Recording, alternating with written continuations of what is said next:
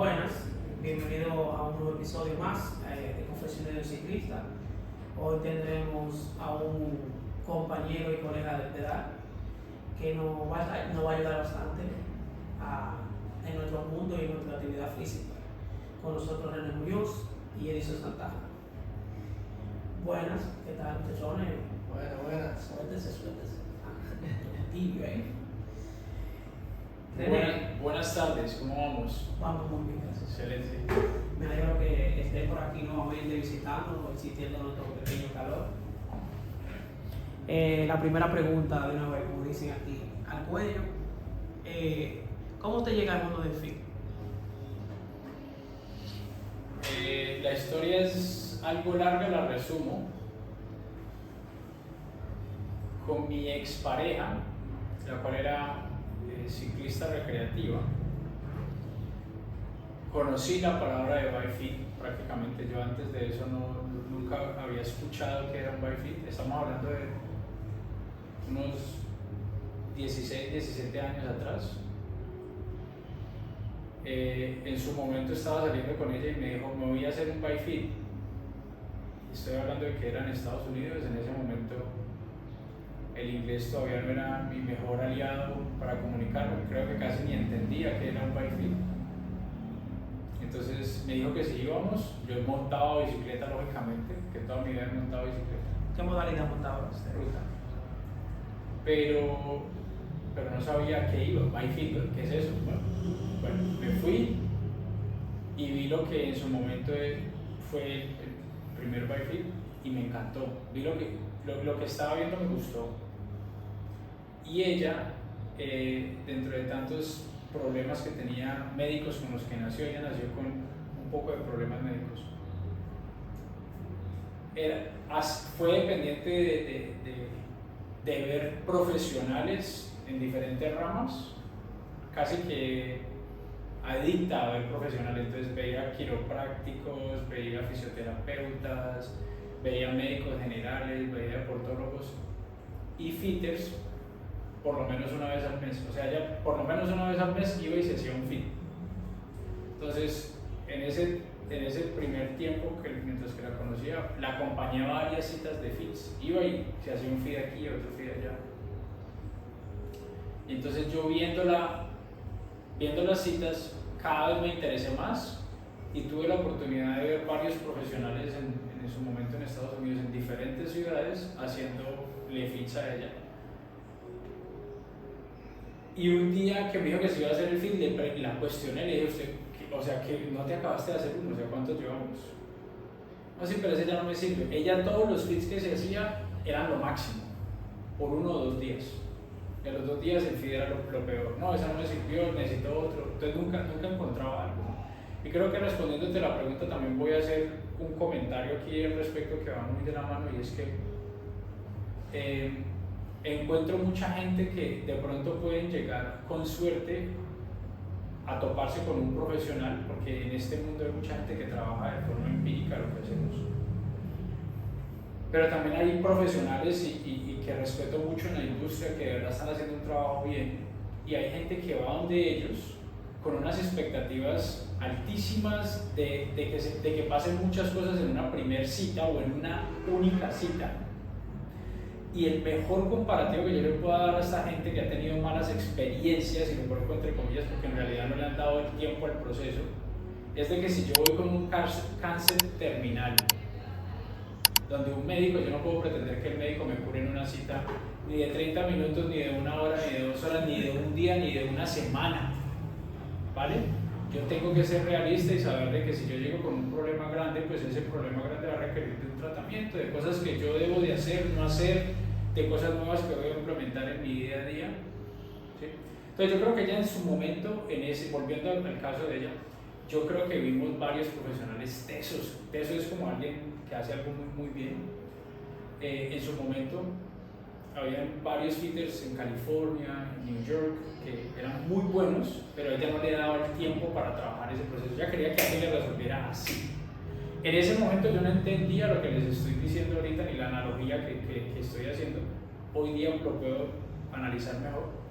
pero creo que sí vimos buenos. El caso es que yo le dije, ¿ya qué vas a hacer? No, es que ese no. Yo le dije, "Ni, yo ya he visto tanto que yo creo que yo te puedo ajustar".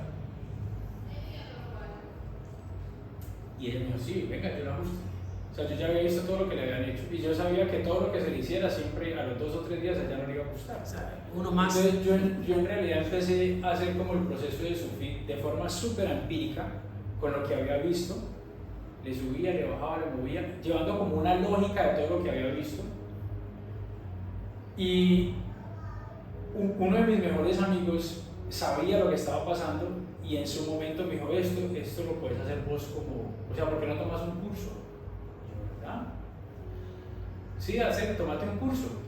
Y él mismo me pasó la información de en su momento, mi primer curso. Fui y lo tomé, me gustó más. Yo trabajaba en algo que pagaba las cuentas, como decimos, pues en algo que en realidad me fuera a pagar las cuentas. Así que seguí con mi trabajo, pero empecé a hacer esto al lado sin cobrar. El primer año y medio yo hice YFits a toda la gente que conocía y a la gente que conocía, a los que conocía y los que conocía y los que conocía. Y yo era como que, yo como no vivía de esto, yo tenía mi trabajo de lunes a viernes, de lunes a sábado. Y era como que si vos querías que yo te hiciera un fit, tenía que ser dentro del grupo de amigos. Y era como que vas a mi casa, te llevas un six-pack y una pizza, parchamos, pasamos un rato bacano y yo toco tu bicicleta. O sea, eso era como un hobby. Literalmente un hobby, la pasábamos chévere.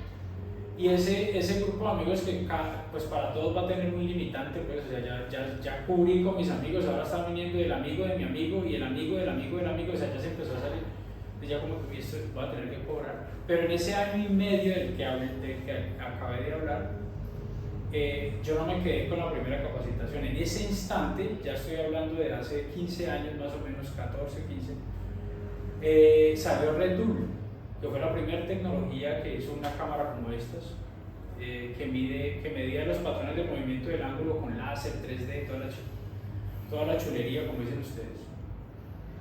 Y si no estoy mal, fue el primer bache, o sea, el primer grupo que se capacitó. Yo fui, compré la maquinaria y ya tenía una maquinaria de miles de dólares en el garaje de mi casa haciendo YFits de hobby, de parche. Y hubo un momento en el que esto ya no lo voy a hacer de parche, voy a empezar a cobrar, pero tampoco pensé en dedicarme de tiempo completo a eso. Entonces lo empecé a hacer y alguna gente le cobraba, alguna no, algunos un poquito más, como que muy tímidamente, ¿vale? De esa forma empecé. ¿Cómo me dediqué a esto de tiempo completo? Porque en realidad tuve la fortuna de tener el tiempo de recapacitar y darme cuenta de lo que estaba haciendo en mi vida en ese momento como trabajo, que era vender propiedad raíz. Nunca lo disfruté. Era para mí un trabajo miserable. Entonces dije, esto sí me gusta. Una pasión y un trabajo al mismo tiempo. Exacto. Entonces dije, esto sí me gusta y me empezó a cuestionar si era capaz de mantener un ritmo de vida o de vivir de esto. Y me lancé a hacerlo. En su momento la persona con la que estaba me apoyó mucho y me dijo, sí, vos sos capaz de hacerlo. Y entré en un momento súper chévere a esto o muy oportuno para mí, porque de esta tecnología de las que les hablé ahorita, que son pioneros, Specialized son los dueños de la tecnología en este momento, empezaron a crear lo que para ellos llamaron el ejército de fitters o de gente que hace fit a nivel mundial. La tecnología empezó a crecer y necesitaban alguien que hablara cada lengua para que fuera a instalar los equipos, a dar las capacitaciones, y me dieron la oportunidad de ser el primer instructor de habla hispana viviendo en Estados Unidos. Entonces eso fue un pico de crecimiento rápido para mí, porque entonces tuve la oportunidad de empezar a viajar por el mundo, a capacitar gente en esto, de trabajar con equipos profesionales y bueno, de muchas cosas. Pero así empecé. Esa es como la forma resumida, larga, de decirte cómo empecé. Y aquí estamos, ya después de tantos años haciendo esto. Y usted, señor Santana, ¿cómo se introdujo al mundo de los fit? Yo me introduje, el fit siempre me llamó la atención. Yo tengo aproximadamente desde 2008 trabajando en tiendas y siempre tuve la curiosidad. Entonces, una vez, o sea, siempre vivía buscando y me salían cursos en España y en Estados Unidos. Y un día entre cursos en Latinoamérica y salió un amigo y yo le escribí. Y casualmente tenía un curso. Al otro día. No, 11 días después. O sea, eso fue el 1 de diciembre. Yo tenía el curso el 12. O sea, 11 días después. Yo que no he viajado ni siquiera a otro pueblo. No, y me dice, no, queda un cupo disponible si te interesa. Yo dije, lo llamo para atrás. Chequeé a ver qué visa se necesitaba para ir a Colombia, no se necesita visa. Ahí me llamó más la atención. Chequeé cuánto costaban los vuelos, muy agradable. Y le dije a mi familia, voy para Colombia, ¿cuándo? La otra semana. Y ahí conocí al parcero y todo ha sido una bendición, porque excelente persona, muy buen profesional y hasta aquí vamos. Chévere, chévere. Entonces, usted como extranjero, ¿cómo llega a República Dominicana? Aquí el parcero me trae a República Dominicana. Nosotros, en todo este tiempo que yo llevo capacitando gente, como un patrón que siempre pasa en muchos lugares donde termino yendo es que mucha gente la he capacitado por fuera de sus países. Mucha gente la capacité o en Estados Unidos cuando vivía allá o en Colombia en este momento que vivo allá. Entonces, ahora en Colombia la gente viaja desde muchos países y toma el curso allá. Y en el caso, por ejemplo, de República Dominicana o los otros países, la gente va y se capacita y regularmente la gente que de verdad le muestra interés a hacer esto bien, y digo regularmente porque no es la única forma de hacerlo, hay gente que lo hace bien sin necesidad de que el viaje de visita llegue, ¿no? Pero regularmente la gente va, se capacita, tienen toda la información que necesitan para empezar a hacer esto y se les dan todas las bases, llegan a su país, empiezan a hacer el trabajo y de pronto sienten que necesitan un boost, algo como que les falta un poquito, o necesitan que los lleven de la mano un poquito para no cometer errores y asegurarse que el trabajo esté bien hecho. Y cuando eso pasa, mucha gente se beneficia de que yo viaje a donde ellos, les repita, les refuerce esa información por medio de haciendo más fit en práctica, ¿sí? En tiempo real. Y te le hace un aval automáticamente. Exacto, y en su comunidad, y que, o sea, que los haga sentir cómodos dentro de su propio ambiente.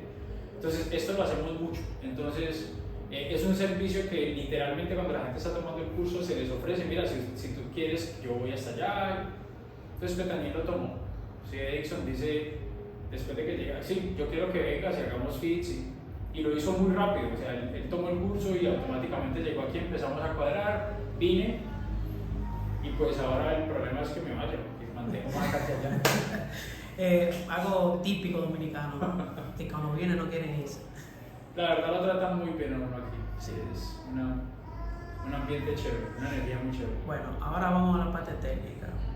¿Cuál es la importancia de un bike fit en el ciclismo? Yo pienso que voy a responder la pregunta de una forma diferente. Yo siempre digo, la gente me pregunta, las dos preguntas clásicas es cuál es la importancia o cuándo alguien se debe hacer un bike fit. Entonces, bueno, tratemos de abordarlo de una forma diferente. Yo creo que más que hacerse un bike fit, yo pienso que la gente debe entender qué es trabajar con un profesional de bike fit. Yo creo que si la gente entiende eso, y quiero hacer ejemplos comparativos, de la misma forma que entiende que hay un médico general, que hay un podólogo que es un médico general que se especializó en el pie, que hay un oftalmólogo que es un médico general que se especializó en los ojos, que hay un otorrino y que hay tantas especialidades en la medicina, ¿sí? Y en otras ramas. Si el ciclista, la gente que va a utilizar una bicicleta, entiende eso, yo creo que dimos un paso grande primero que todo. ¿Sí? ¿Por qué? Hay que educar un tabú primero, perdón. Sí, exacto. Educarnos por lo menos en qué es el servicio y qué clase de especialidades y profesionales hay en la rama. Por ejemplo, todos siempre vamos a tener algo por aprender, ¿sí? Siempre. Pero yo he recorrido un camino en el cual a hoy día me dan ciertas especialidades para trabajar ciertos casos. Entonces yo, digamos que en el mundo soy un especialista de casos, ¿vale? Entonces yo me he especializado volviendo a las ramas, entonces yo puedo ver casos de podología un poquito, que requieran mucho trabajo de fisioterapia, que requieran trabajo más específico en técnica, juntando todo lo que sé. Y si la gente entiende eso, entonces primero que todo, no va a cometer errores como filtrando la clase profesional que necesita, porque no todo el mundo necesita ver a un super profesional. ¿Sí? Hay gente que lo que necesita es básico y puede ir donde alguien que tenga información básica, llamémoslo de un médico general, ¿vale? Si tú necesitas más una especialización, pues busca a alguien que tenga ¿sí? Este mundo está en los países donde hemos manejado esto de forma profesional, tienen nichos y hay fitters que se especializan solamente en una modalidad y hacen solamente fit de bicicleta de montaña, fit de bicicleta de ruta, fit de bicicleta de crono o triatlón, fit de gente discapacitada, fit, entonces hay nichos, fit de solo mujeres, ¿sí? Entonces toda esta clase de especialidades o a todas estas clases de especialidades llegamos con capacitaciones extras, las cuales requieren que nosotros tomemos. Entonces, más que la importancia de un fit, yo creo que, y lo más importante para el consumidor, que es el que va a ver esta clase de material, es que entiendan de que existen especialidades y ciertos niveles de profesionalismo en este trabajo, y que en realidad, al punto donde estamos llegando hoy día, es de llevar la práctica que conocemos como la persona que hace el fit a un próximo nivel donde el entendimiento del comportamiento del cuerpo humano tiene que ser la base de todo, porque ya esto de aflojar y apretar tornillos y mover hacia acá, eso yo ya lo voy a llamar un mecánico, no un fitter. Independientemente si utilizas esto o si utilizas las manos o si utilizas un metro, si estás solamente moviendo y apretando tornillos y no lo estás haciendo desde una base real de entendimiento del cuerpo, sos un mecánico. Yo ya no te voy a llamar fitter, es el mecánico. O sea, que Entonces, ahí está la parte profesional. Ahí está la parte profesional de esto, porque es que esto lo puede comprar cualquier persona. Si tú tienes plata, qué pena. Si tú tienes dinero, tú puedes ir y comprarte una máquina de estas, no estás limitado en muchos de los casos. O sea, las tecnologías no te cierran eso. Entonces, la gente ve el fit como un proceso en el cual con maquinaria costosa me toman medidas. Eso no es un bike fit. Eso no es un bike fit. Yo quiero aclarar eso, que quede muy claro, eso no es un bike fit. Y eso sin desprestigiar a nadie, sin tratar de colocar a nadie, porque es que yo no quiero desprestigiar a nadie, pero también quiero darle valor a la gente que está haciendo esto de forma profesional. Esa es la palabra. Esa es la desgracia en la que vivimos hoy día, y por eso mucha gente no cree en el bike fit. Porque han tenido malas experiencias, o ellos, o sus amigos, o alguien que conoce. Entonces, la importancia del bike fit es muchísima. Hay eslogans que se manejan en la publicidad del marketing del bike fit que dicen una bicicleta, un fit. Yo le creo a eso. Ahora, ¿cuál servicio necesitas vos en la bicicleta en la que vas a ir a comprar el pan y la leche? Un servicio básico. ¿Cuál servicio necesitas vos en la bicicleta que querés correr el próximo año para ganarte el campeonato nacional? El más profesional posible. Y en between, en la mitad, pueden haber otra rama de servicios, ¿vale? Entonces, importante es eso, que la gente por favor entiendan qué es esto, cómo funciona, para qué sirve. Entiendan y lo entiendan ustedes, que están tratando de educarnos por todas las vías y de todas las formas. Mira, usted lo dijo de una forma llana y simple. No es cualquiera, no es un bike fit, ni cualquier que mueva tornillo. Usted tiene que tener un especialismo en eso. Es correcto. ¿Cada qué tiempo es recomendable hacerse un bike fit? Vuelvo generalmente o modalidad. Sí, vuelvo a mi estilo de analogía por medio de ejemplos. ¿Sí? Y el ejemplo del cáncer terminal, ¿no? Que es duro, ¿no? Pero pues como ya se volvió algo, cáncer es de las enfermedades más comunes y modernas, ¿no? O sea, el porcentaje de gente altísimo sufre de cáncer. Si yo voy donde un médico jodido con cáncer, ¿cada cuánto va a tener que ver el médico? Muy frecuentemente. Literalmente hasta semanalmente. ¿Vale? Si voy con un dolor de cabeza porque tuve un shock de sol o estoy deshidratado, con una pastilla y se me quitó. Entonces, dependiendo del caso, ¿sí? Más que con la frecuencia, hay situaciones puntuales que pueden pasar todos los días. Un ejemplo, yo puedo cambiar de bicicleta hoy, mañana, pasado mañana. Si tengo plata para comprar bicicleta todos los días, y todos los días entonces requeriría un mobile fit. Yo puedo cambiar de sillín, entonces estoy citando situaciones puntuales que requieren de que revisen mi posición, ¿sí? Hablando de la posición solamente, hablando del comportamiento del cuerpo, podemos hablar de otras variables, ¿sí? Entonces, si yo cambio de sillín, el sillín es el punto de contacto con más importancia y con más responsabilidad en la bicicleta. Si cambio de sillín, debería de revisar mi posición asegurándome de que todo está en el orden, ¿sí? Si cambio de bicicleta, en muchos casos afecta si cambio el sistema de pedales, por ejemplo, si cambio de look a Shimano, a Speedplay, no solamente por la colocación perfecta de la cara, ¿sí? Sino por ejemplo, los grados de fluctuación que puede tener un sistema versus el otro, y hay personas que se pueden afectar por eso. Si cambio alguno de los puntos de contacto que está comprometido mientras que yo articulo o pedaleo una bicicleta, el largo de las bielas, el sistema de pedal. Por ejemplo, hay personas nuevas en el ciclismo que, como todos, empiezan con cosas básicas. Un zapato gama baja o económico, que la suela es de pasta y flecta, se mueve. Y esa persona compra un zapato gama alta que no flecta para nada y empieza a tener problemas.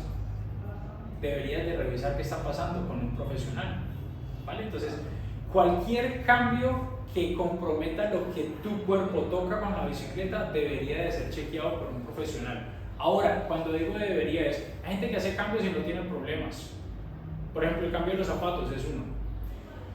Y no necesariamente lo tiene que ver alguien. Pero el orden ideal sería o que vos, que uno como consumidor, me eduque en cuanto a la compra que voy a hacer. Por ejemplo, en los zapatos, yo no tengo que ir donde un bikefitter para que me diga qué zapatos comprar. Solamente midiéndome el pie bien, comprando el zapato por medida y por características mías, muy seguramente la compra va a ser asertiva.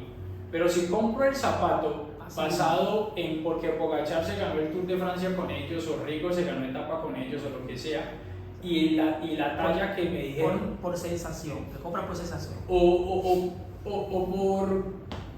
sea, porque me dejé llevar por cosas que no tienen nada que ver con mi comodidad, ¿sí?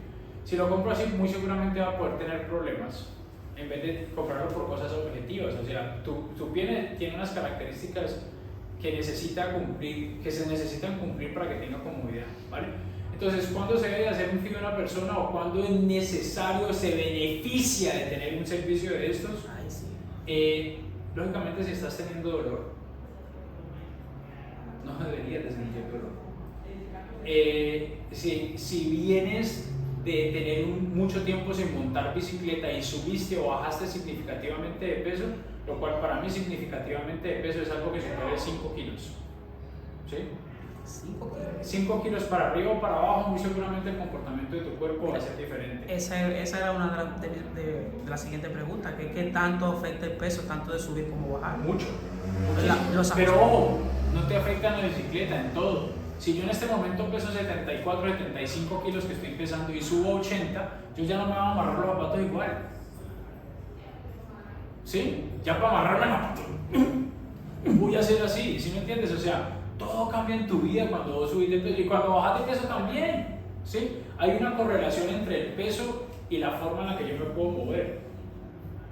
Yo me voy a poder mover muchísimo mejor si tengo menos peso. Voy a tener más espacio entre extremidad y extremidad para poderme mover. Eso afecta o no afecta, modifica la posición de tu bicicleta. Si yo subo de peso, afecta. Si yo bajo de peso, modifica en el sentido bueno, ¿vale? Entonces, hay muchas razones, pero yo digo que las principales es, si nunca te has hecho uno, revisa que todo está bien. Si subes o bajas de peso considerablemente. Si vienes de una lesión, bien sea por trauma, o sea, porque te caíste o te golpeaste, te accidentaste, o si vienes de una para muy larga, ¿sí? Revisa la postura, a ver si, por ejemplo, yo este año corrí todo el año, me fue muy bien, terminé en una posición súper agresiva, o sea, súper competitiva en mi bicicleta. dejé de montar bicicleta 6 meses, un año, no subí de peso, pero no estoy en la misma condición física, porque yo puedo mantenerme de peso comiendo bien, estando, ¿sí? En un año voy a querer volver a montar. Si no tengo la misma condición física, esa posición muy seguramente no va a ser la más cómoda para mí. Tengo que revisar en ese momento qué es lo más cómodo para mí. Hay mucha gente que, voy a incluir algo ahí, hay mucha gente que se hizo un baile de hace 1, 2, 3, 4 o más años y cree que es el mismo. Y creen que se exigen a ellos mismos a estar cómodos en una posición que es historia para ellos. Tengo un amigo que se hizo un MyFit en 2011 y él dice que esa es su medida. En el 2011, los BlackBerry era mensajito de texto que enviaban. Ahora ya tú hablas face to face con una persona por lejos que esté. O sea, ya la tecnología es demasiado distinta. Sí, no, pero el cuerpo de verdad cambia mucho en el tiempo. Te vuelves más flexible, más fuerte, menos tolerante. Hay cosas que a cuántos no les ha pasado, a todos nos pasa que de niño, ¿sí? Tú te podías dormir al lado del parlante y no pasaba nada con la luz prendida. Yo ahorita a los 40 mato a alguien si me prende la luz cuando estoy durmiendo. Lo mato. Real. Lo mato. Y la música me incomoda horrible. Y cualquier lucecita, si está la luz del aire acondicionado prendido, me toca pararme y colocarle una camisa. No soy capaz de soportarlo. Cosas de las que yo me burlaba hace unos años atrás. ¿Sí? Entonces, pretender que el cuerpo sea el mismo con el paso de los años es una cosa que no va a pasar, muchachos. ¿Sí? Y eso, la sensibilidad. Vos a los 20 años te montás en una silla delgada, grande, chiquita, plana, sin silla y nada duele. A los 40 la cosa es diferente. Entonces yo no puedo pretender que el comportamiento de mi cuerpo de hace años acá sea el mismo. Y a veces, o llegamos a una edad en la que cada año pesa más. ¿Sí? O sea, a los 40 soy tan sensible, a los 41 menos, y a los 42. No en todo el mundo, hay gente que llega a los 70 y no es sensible en nada, pero estoy generalizando de una forma que creo que funciona en masas. Bien, entonces una pregunta técnica que es muy frecuente dentro de los fit. Hábleme de los dolores y los calambres. ¿Qué provoca? ¿Qué hace? De los dolores y los calambres. Los dolores y los calambres, listo. Los calambres, voy a empezar con los calambres, que mucha gente piensa que los calambres, yo no los relaciono con una posición de fit, al menos de que en realidad estés exageradamente mal acomodado, ¿sí? Pero los calambres son producidos en mayor parte por un exceso porque me paso de mis capacidades físicas. A lo que me refiero es, los calambres regularmente le dan a la gente cuando están en carrera, cuando entran a una carrera, bien sea porque me pusieron el número, o sea, porque me inscribí en una carrera donde hay número, o porque salí a hacer una carrera con mis amigos el fin de semana. ¿Sí? En la montada de fin de semana en la cual le quiero ganar a fulanito y a perenito, me dieron calambres. Vos nunca te vas a encalambrar en una montada suave. Entonces se relaciona más que por la deshidratación, que puede ser la segunda causa, por hacer cosas para las cuales mi cuerpo no está capacitado. Entonces, si vos medís, por ejemplo, la gente que usa un potenciómetro, un medidor de fuerza, que ahora hoy día mucha gente lo usa, ¿sí? Si vos, por ejemplo, le medís la data a alguien que le dieron calambres y medís la data del día que le dieron calambres versus todos los días que ha entrenado, te vas a dar cuenta que el día que le dieron calambres hay un factor de sobreuso. Si por ejemplo el FTP, que es uno de los test más comunes que hace la gente, 20 minutos, ¿cuánto es tu máximo desarrollo de fuerza? Y el FTP de una persona X es 200 vatios. Y el día que le dieron los calambres, movió 210 o 215. Te pasaste de lo que regularmente tu cuerpo está acostumbrado a hacer. Y el calambre es una señal, ¿sí?, de que estás haciendo algo para lo cual tu cuerpo no tiene la preparación, sea por la durabilidad o por el esfuerzo, ¿sí? O llegaste a hacer más horas de lo que estás acostumbrado a hacer en la zona en la que estás acostumbrado a hacerlo, y a eso se suman los otros factores como la deshidratación, pero están más relacionados con el esfuerzo que con la deshidratación. Entonces hay gente que nunca encuentra solución metiéndole sales y potasio. Pucha, me compré el mejor potasio, el mejor magnesio, el mejor zinc, pero sigo deshidratado. O sea, claro, por eso es que seguís haciendo cosas que tu cuerpo no está hecho para. Eso es una previa de una Y yo puedo encalamar a cualquier persona si la paso de sus capacidades. Y los dolores van relacionados en BioFit con malas posturas, ¿sí? y con el uso de partes indebidas, principalmente el sillín, ¿sí? Si una persona monta muy alta, ahora me va a volver un paso atrás. No hay una posición muy alta ni una posición muy bajita. Él está muy alto, yo estoy muy bajito, tú estás muy adelantado. Y cuando digo eso es porque él, yo porque determino que alguien está muy bajito por sus capacidades. Entonces cuando nosotros hacemos un BioFit profesional, llevamos a la gente a una entrevista y una evaluación física. En esas dos yo me doy cuenta, en la evaluación física más, me doy cuenta cuáles son sus capacidades. Si él no tiene una capacidad de movilidad y de flexibilidad sumado a su fuerza para hacer una extensión máxima de cierto rango y yo lo llevo a eso o lo supero, pues él va a sufrir dolores porque estás llevando a su cuerpo a lo mismo que los calambres, a un punto en el cual no tiene la capacidad de hacerlo, ¿sí? Entonces, cuando uno dice, uy, está muy alto y por eso puede estar doliendo la espalda, sí, a uno le puede doler la espalda si sobrepaso los límites míos. No es que esté muy alto para el general, estoy muy alto para lo que yo puedo soportar, o muy bajito, muy adelante, o muy atrás, o lo que sea. Entonces, los dolores es algo que hemos normalizado también, que la gente ha dicho, no, eso es normal que me duela la espalda, es normal que me duela las manos, es normal. Y es otra invitación que con la pregunta quiero hacer, es que no normalicen los dolores. Sobre el protocolo de trabajo que yo aplico y que yo le trato de influenciar a ellos, es que el dolor jamás debe ser normalizado. Cuando yo trabajo el proceso de BioFit con alguien, en la primera, en la segunda, en la cita que sea, ¿sí? Siempre le digo, va a ser normal muchas cosas, dentro de ellas que te hagan bullying, que te diga que la bicicleta quedó fea, bonita, que estás pedaleando feo, todas esas cosas van a ser normales, cómetelas. Va a ser normal que te sientas raro, que te sientas incómodo, jamás va a ser normal, o no lo quiero normalizar yo, dentro de mi protocolo de trabajo es el dolor. Y dentro de ese dolor, cosas como amansar o acostumbrarme al zapato que me quede apretado, o que me esté incomodando, o al sillín, o a la posición. No, el dolor no es normal, no debemos de normalizarlo. Chévere. No es lo mismo, pues ya lo he explicado varias veces, los fitters de la modalidad de ciclismo. Aquí específicamente en San Francisco de Macorís, siempre la gente como dice, yo me hice un fit en la rutera, voy a coger la misma medida de la rutera para la MTB. Hábleme. Error número 150. Háblenle un poquito ustedes de eso a la gente. Lo que pasa es que las geometrías son demasiado distintas y diferentes, ¿entiendes? Entonces tú no puedes coger una medida de una bicicleta de ruta, ni siquiera para otra de ruta, porque es que la geometría en la misma de ruta varía muchísimo, ¿entiendes? O sea, es un error demasiado grande que comete la persona. Bien. Que piensan que con un fit le basta para todas sus bicicletas.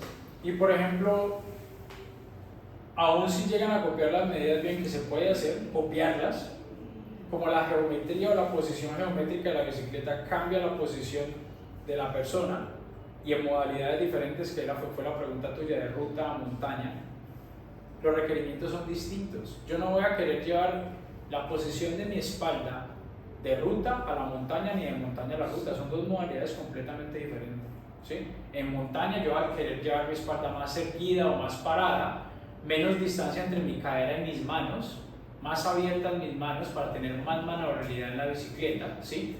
El terreno va a exigir regularmente en montaña, hay pendientes más paradas y más técnicas, en las cuales yo voy a tener que desplazar mi cuerpo muy adelante para que no pique la llanta de adelante, para que no se levante y no se me levante la bicicleta.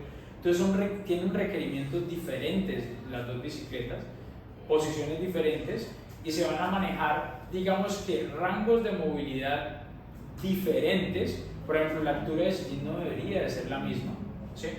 y ahora varía entre una bicicleta a doble suspensión a una rígida, y ahí seguimos, ¿no? Entonces, y en dos bicicletas iguales, por ejemplo, yo puedo tener dos Trek Madon, ¿sí? Si son iguales y tienen la misma silla, el mismo largo de biela, copia las medidas, no pasa nada.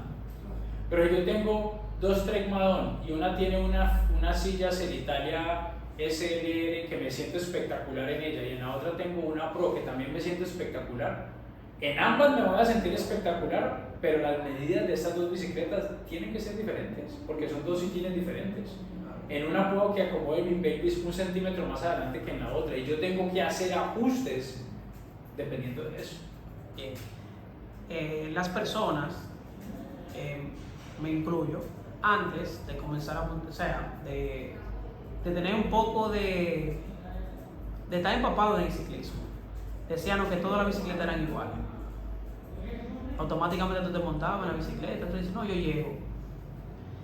Y yo he visto en el transcurso de los años que llevo, que cada bicicleta, como te dicen, la bicicleta tiene su personalidad, su medida, su geometría, al igual que las personas.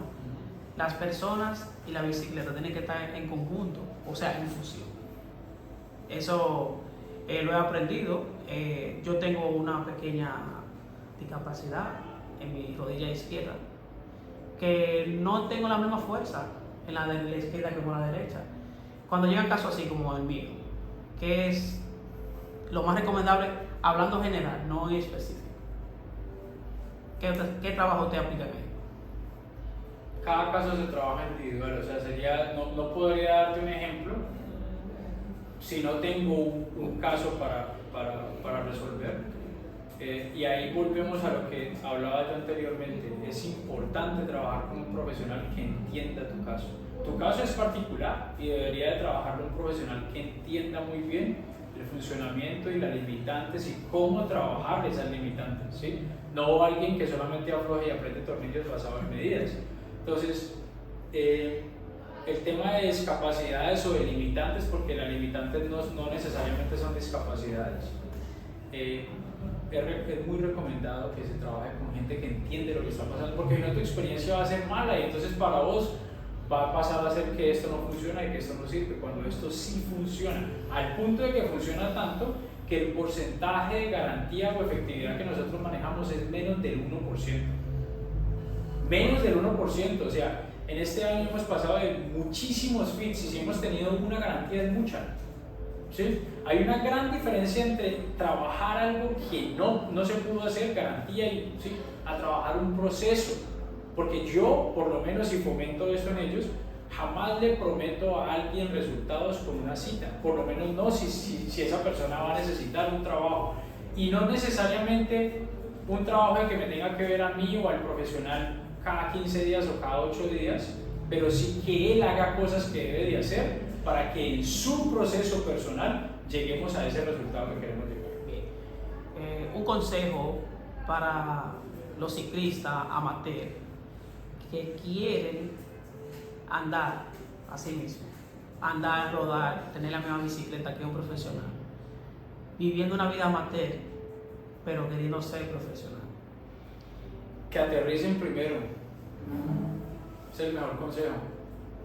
Porque lo que pasa en la vida en general es que nosotros siempre nos queremos comparar con los demás desde la visión aspiracional y solamente queremos coger lo bonito de eso, ¿sí? Por ejemplo, todo el mundo quiere ser cantante porque ve a los cantantes ganando mucho dinero, ¿sí? Pero no quiere hacer todo lo que él hizo para llegar ahí. Todo el mundo quiere andar como anda Pogacar y Jonas y Van Aert, pero nadie quiere hacer todo lo que él ha hecho para llegar ahí. Y cuando me refiero a todo es todo, o sea, qué comen, qué no comen, cuánto duermen, qué hacen, qué no hacen, cuántas vacaciones sacrificó, cuánto tiempo con familia, cuántas horas de entreno, cuánto dolor ha sufrido para eso. Entonces nosotros siempre queremos, no, yo quiero colocarme como este man, y compramos la bicicleta de este man, y los cascos y el zapato y todo. ¿Y por qué se me sale la rodilla a mí y a este man no? Pues porque este man ha hecho 500 horas de flexores y extensores de cadera y usted no ha hecho sino 30 segundos. Entonces aterricen en lo que uno debe ser realista con lo que uno quiere versus lo que uno puede y hasta dónde se puede comprometer. Uno puede comprar la bicicleta de ellos, o mucha gente puede comprar la bicicleta de ellos. Ahora, hacerlo de ellos es lo difícil. ¿Y cuántos estamos dispuestos a hacer lo que requiere para eso? Entonces, aterrizar es ser realista, ¿sí?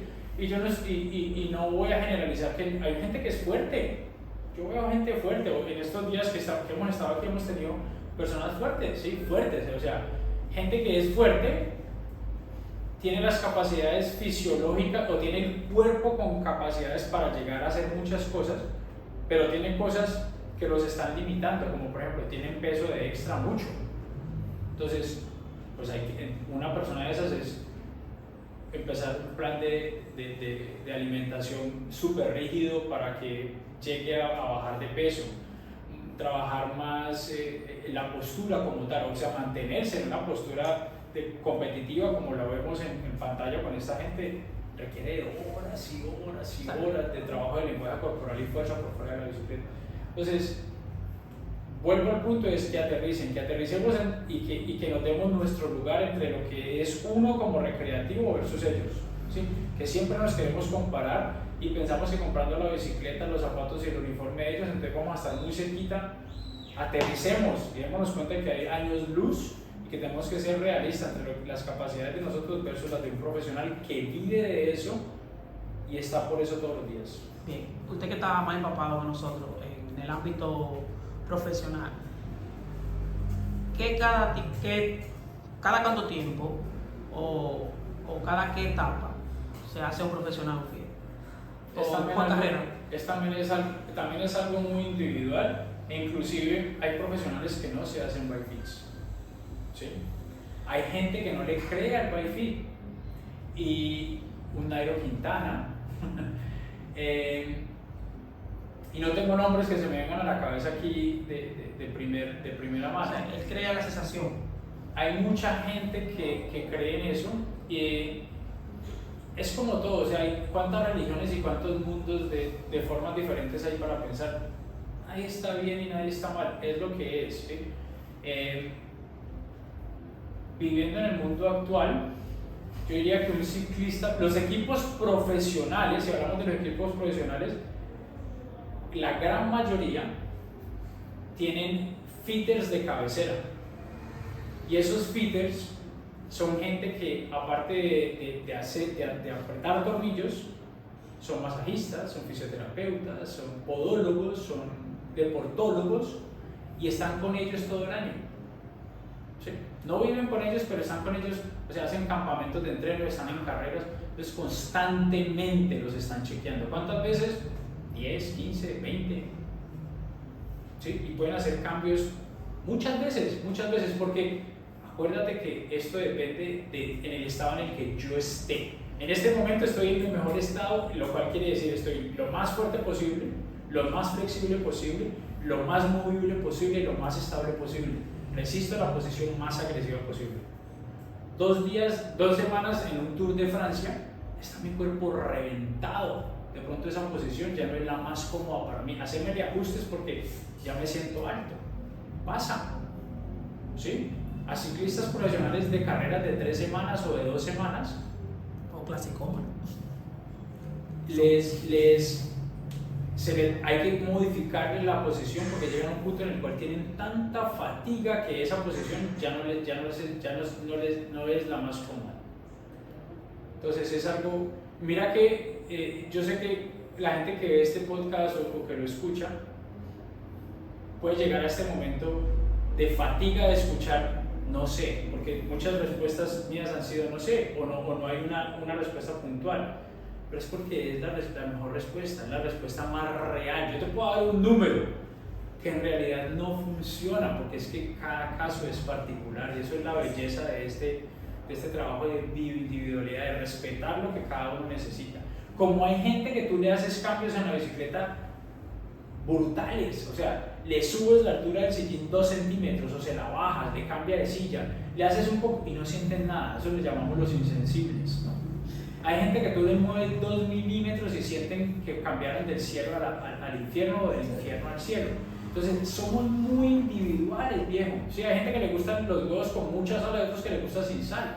Es como somos tan individuales, hay que tener la capacidad de respetar eso y trabajar con eso. Excelente, excelente. Vamos a hacer una pausa porque tomen agua. Conexión con la tierra por medio del pie. ¿Sí? Yo entiendo lo que está pasando con el medio del pie. Yo hago el grounding, que es el conectarme con la tierra por medio del pie. ¿Vale?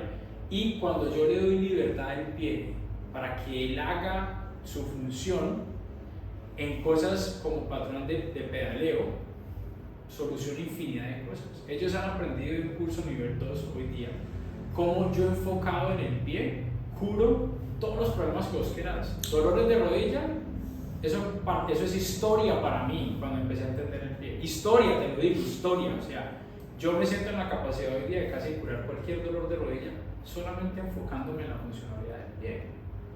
¿Sí? Dolores lumbares. Bien. Entonces, la podología promedio hace lo contrario, o sea, acomoda las disfunciones de tu pie, o sea, le da acomodación con una plantilla hecha a la medida, con un zapato hecho a la medida, con un zapato más grande, o sea, está robotizando una parte de tu cuerpo que necesita, para mí, otra cosa, que es, bueno, si tiene fallas porque le hace falta fuerza, movilidad, articulación o todas en conjunto, trabaje esas. Cuando usted gane esas, va a poder su pie por el resto de la vida actuar como debería actuar en vez de depender de algo que es ajeno a tu cuerpo. ¿Vale? Entonces son dos mundos de podología diferentes. Yo le creo más a esta, le creía a esta, ahora le creo más a esta, pero no desconozco que esta existe porque hay casos, por ejemplo, que hay gente que necesita esto y esa es la única solución. ¿Sí? O sea, yo no puedo pretender que a alguien le crezca un brazo. Si no lo tiene, hay que colocarle uno, ¿sí? Pero si tú tienes tu brazo, pero lo que pasa es que no lo sabes mover o nunca te lo enseñaron a mover, ¿cómo te voy a colocar un brazo de plástico si tú tienes uno? ¿Vale? Entonces, yo le creo más a esa podología para mí moderna, arcaica. La medida de las zapatillas. ¿Podemos hablar de eso? Claro, la medida de las zapatillas, tú lo dijiste bien, la medida. ¿Sí? Los zapatos se deben de seleccionar por diferentes características. ¿Sí? Hay algunas de ellas que son cosas que a mí o que a mi cuerpo le gustan versus que le disgustan, pero en general la medida del zapato, o perdón, el tamaño del zapato debe cumplir con tres características. Una, la medida del largo de mi pie más 5 milímetros de distancia.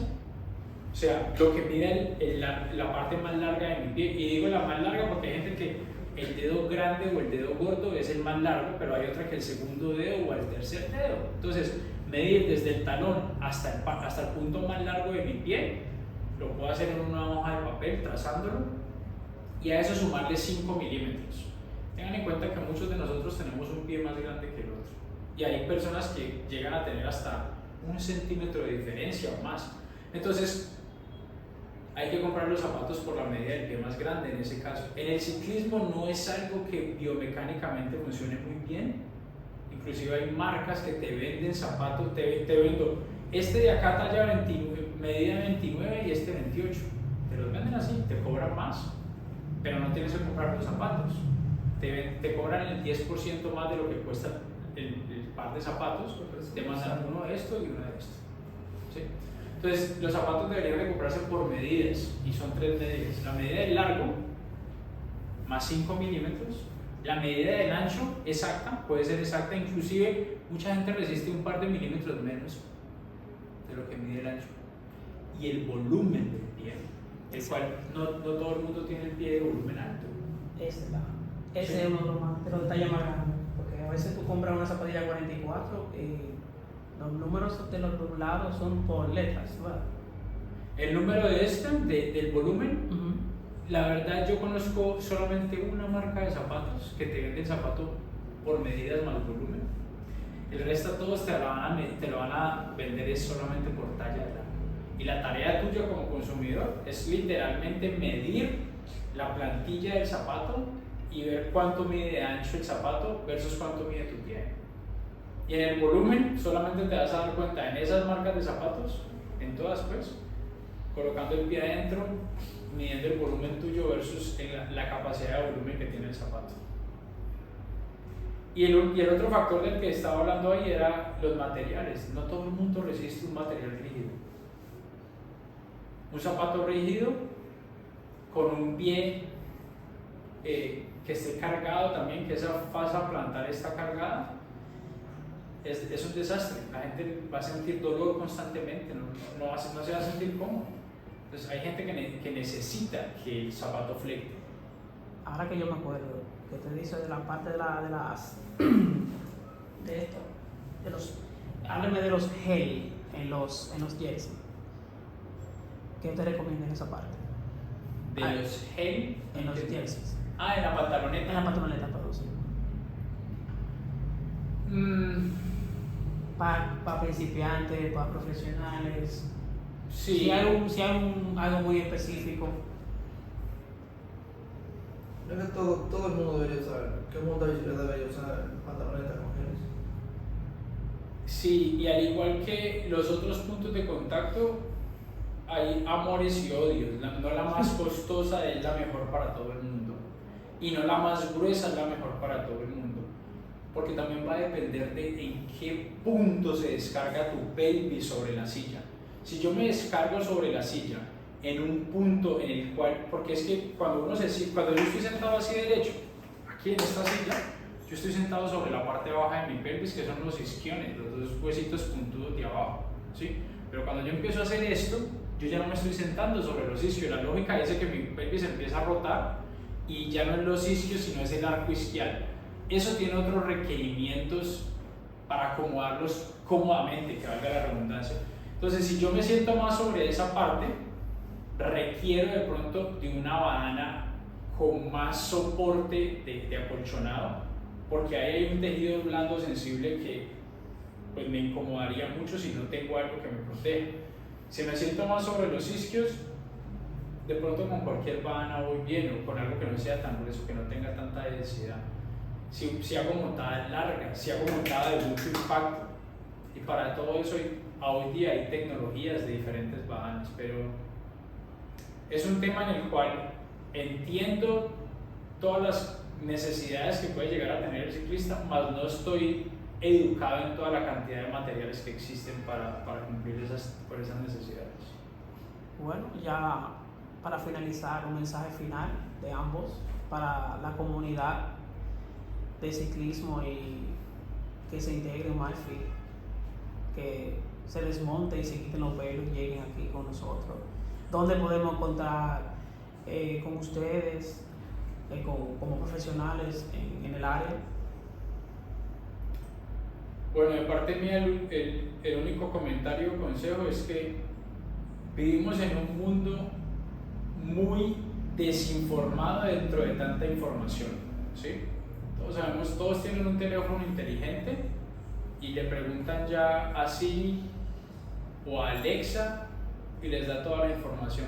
Yo quiero que quede muy claro de que yo creo que eso lo pueden aplicar en todas las profesiones, ¿no? La profesión que sea, se pueden dar cuenta de que si le preguntan a cualquiera de esos dos buscadores, le hacen alguna pregunta relevante a su profesión, se van a dar cuenta de que van a encontrar mucha información que no es verdad, ¿sí? O que le da muchos rodeos a la verdad. Entonces, que no crean todo lo que leen en Mr. Google o en Alexa. Vivimos en un mundo en el que tener la información es súper clave, entonces